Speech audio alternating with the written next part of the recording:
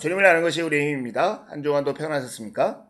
오늘 우리는 양희송의 세계관 수업 2강 세계를 보다 세계관의 개념을 함께 나누겠습니다. 이 책은 총 3부로 되어 있는데요. 1부에서는 세계관이 무엇인지, 2부에서는 세계관과 성경의 관계를, 3부에서는 세계관으로 현대를 살펴보는 시간을 갖습니다. 오늘 우리는 1부 두 번째 시간 세계를 보다 세계관의 개념을 함께 나누겠습니다. 세계관은 한마디로 세상을 보는 것, 세상을 보는 관점이라고 말할 수 있습니다. 영어로는 월드뷰인데요. 그 뜻을 풀어보면 세상을 보는 것 혹은 세상을 보는 관점 정도가 되겠죠. 칸트가 이 말을 처음 사용했는데요. 그 이후로 철학계의 저명한 학자들이 널리 사용하였고 철학뿐만 아니라 다양한 학문 영역에서도 사용되었습니다.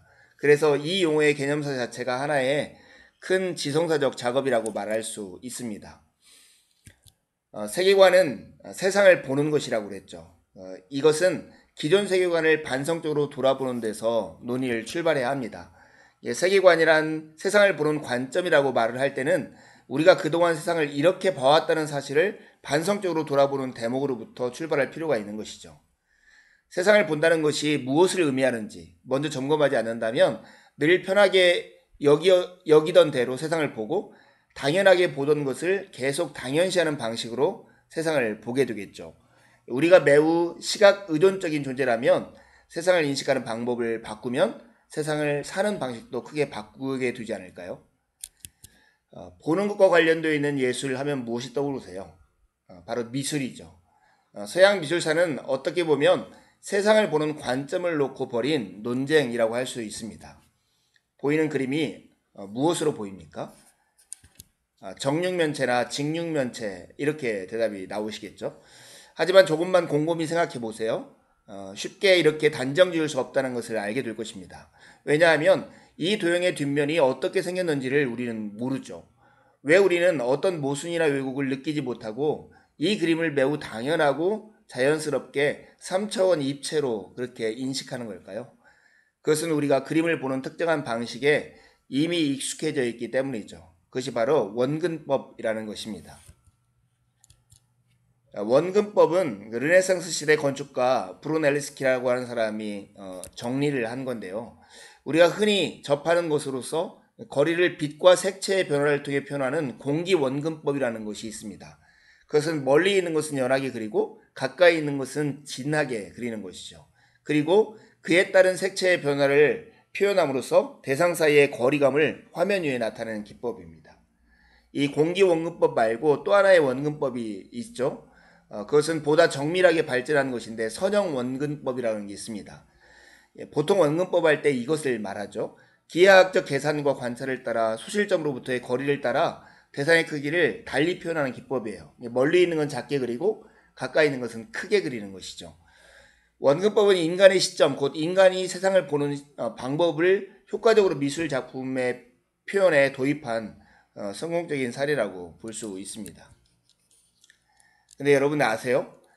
이 원근법에는 사실은 작가의 시선이 숨겨져 있습니다. 하나의 그림이 굉장히 잘 그려진 것일 수 있지만 그 그림 속의 대상들을 매우 정확하게 객관적으로 잘 묘사했다 하더라도 궁극적으로는 작가가 본 특정 관점의 그림에 불과한 것이죠. 대상의 본질을 총체적으로 담아낸 것이 될 수는 없습니다.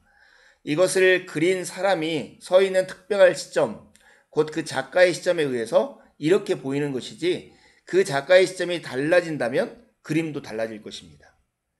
인상파 화가들은 자신이 본 사물의 특정한 인상을 묘사하는 것으로 작가의 과제를 삼았는데 그들은 이 숨은 작가의 시점을 극대화시킨 사람들이죠. 작가의 숨은 시선과 관련해서 흥미로운 것은 이거예요. 하나의 그림은 전적으로 그 작가의 시각에 지배되지만 우리가 그림을 보는 감상자 입장에 보면 마치 그 대상을 자신이 직접 맞대면하고 있다고 생각한다는 점이에요. 그의 시점은 언제나 캔버스 바깥 감상자의 위치와 겹쳐있기 때문에 사람들은 마치 자신이 작가가 된 듯이 착각하고 동일시 속에서 그 그림을 보게 되는 것이죠. 그러면서 작품에 매료되고 작가의 역량에 찬탄하면서 그 작가의 눈으로 대상을 보게 되고 이를 자신의 것으로 쉽게 받아들인다는 사실입니다. 그래서 숨은 작가의 시선을 확인하고 이해하는 것이 참 중요하겠죠. 이런 의미에서 피카소가 대단한 사람이죠. 이런 기본적인 작가의 시선에 대한 반란을 일으킨 사람이기 때문입니다. 피카소가 그린 여인상인데요. 이 그림은 우리를 자극하고 도발하고 불편하게 하고 쾌감보다는 불쾌감을 유발하죠. 오랜 역사 동안 철칙처럼 굳어진 하나의 시점, 곧 작가의 단일한 시점에 의해서 지배되는 것을 반발했던 것이 바로 피카소입니다. 피카소의 작품은 정면, 좌우, 위아래에서 본 단면들이 한 평면 위에 펼쳐져 있습니다. 피카소는 우리가 봐왔던 방식으로 보이는 것만 보는 것에 머물지 않고 대상의 전후, 좌우, 위아래를 한 번에 보도록 강제하는 강력한 시각적 충격을 전시해 준 것이죠. 그런 의미에서 피카소를 위대하다고 말을 합니다. 그런데요, 이 피카소보다 훨씬 이전에 피카소와 같은 시도를 했던 인물이 있습니다. 한스 홀바인인데요.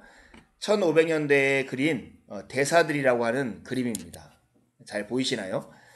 그림에 등장하는 위풍당당한 두 사람이 서 있는 모습은 다양한 해석을 불러일으킵니다. 이 그림에 특히 주목할 부분은 두 사람의 발 아래에 있는 해골의 모습이에요. 서양화 전통에서 해골은 인생의 덧없음이나 삶의 유한성을 환기시키는 상징으로 종종 쓰여요. 이 그림에서 독특한 대목은 그 형상을 찌그러뜨려 놓았다는 점이에요. 즉 작품의 정면이 아니라 오른쪽 측면에서 볼 때에야 그 형태를 제대로 알아볼 수 있는 방식으로 그림에 그려 넣었다는 매우 기이한 방법을 쓰고 있습니다. 그래서요, 이 그림은 정면에서 감상하면 화려한 색감과 실제 사람보다 더 크게 그려진 두 사람의 인물이 자신만만한 형상을 통해서 그들이 대표하는 부와 명예와 권력의 위력을 실감할 수 있어요. 그런데요, 오른쪽 측면에서 감상하면 두 인물의 발 아래에 있는 해골을 통해서 인생의 덧없음이나 삶의 유한성을 환기하게 되는 것이죠. 여러분, 한스 홀바인의 이 대화들을 통해서 우리가 얻을 수 있는 두 가지 교훈이 있는데, 하나는 어떤 것도 동시에 다 볼 수는 없다라고 하는 사실이에요. 이 그림은 우리가 어느 관점을 채택하느냐에 따라서 같은 그림에서도 읽어낼 수 있는 메시지가 극단적으로 달라질 수 있음을 보여주죠. 해석 이전에 관점이 인식을 지배한다는 거예요. 누군가의 말처럼 선 자리가 달라지면 보이는 풍경이 달라지는 법이죠. 문제는 인간은 동시에 서로 다른 자리에 설 수 없다는 사실입니다. 여기서 두 번째 교훈을 얻을 수 있는데요. 그래서 우리는 겸손함이 필요하다는 거예요. 세계관을 세상을 보는 관점이라고 말할 때 인간 존재의 유한성으로 인해서 우리가 보는 것은 언제나 세상의 일부에 불과하다는 거예요. 그러므로 나 아닌 다른 사람이 선 지점에서 볼 수 있는 것에 대해서 우리는 본질적으로 무지하다는 사실을 인정하면서 삶을 대하는 것이 참 중요합니다. 삶의 다양성을 대면하면서 우리가 가져야 할 가장 원초적인 태도는 겸손함이죠. 자신이 가보지 않은 길, 서보지 못한 자리에 대한 존중이 필요하고 늘 배우고 경청하려는 자세가 우리에게 필요한 것입니다. 세계관을 공부할 때 우리가 가져야 할 중요한 마음의 자세인 것이죠. 본다는 것의 가능성과 한계를 동시에 우리는 인정해야 합니다. 우리는 보기 때문에 알게 되지만 또 보기 때문에 속는 것도 참 많습니다. 본다는 것에 이런 원초적인 가능성과 한계를 동시에 인식할 때에야 세계관이 자신이 이미 봐왔던 방식을 절대화하고 자신이 아는 것에 일방적으로 권위를 부여하는 자기 폐쇄적 작업이 되지 않고 새로운 발견과 각성을 기꺼이 우리 자신에 내어주고 세상의 다양성을 향유할 줄 알며 자기중심을 훼손하지 않으면서 세상에 대한 이해를 확장시켜가는 경험이 될 수 있는 것입니다. 정말 우리가 본다는 것의 가능성과 한계를 동시에 그래서 인식해야 하는 것이죠.